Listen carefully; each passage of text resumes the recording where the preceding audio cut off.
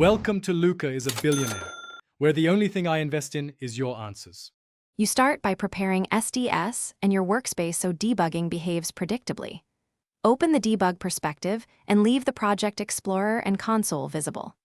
Next, place breakpoints on methods or lines where you want execution to pause. Use conditional breakpoints for noisy loops. Once done, run Project Clean to force recompilation and ensure debug symbols match your sources. Make sure your launch configuration points to the correct project and main class before you run in debug mode. You now run the application in debug mode and observe how execution reaches your breakpoints. Use step into to drill into methods, step over to run the current line, and step return to finish the current method. These let you navigate control flow.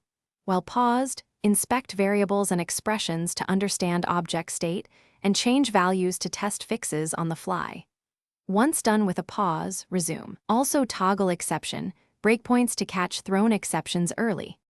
You finish by validating your fix and running the app through key scenarios.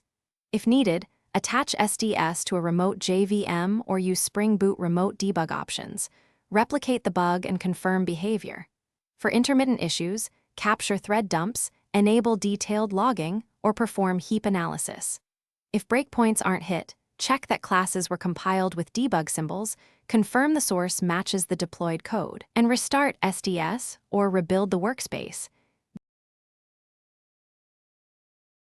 Thanks for watching and please subscribe. It's the best investment you'll ever make.